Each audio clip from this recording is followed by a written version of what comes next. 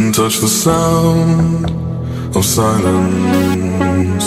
And in the naked light I saw 10,000 people maybe, people talking without speaking, people hearing without listening, people writing songs that voices never share, and no one dared disturb the sound of silence. Fool said, you do not know. Silence like a cancer grows. Hear my words and I might teach you. Play my arms and I might reach you. But my words, like silent raindrops, fell and echoed in the wells of silence.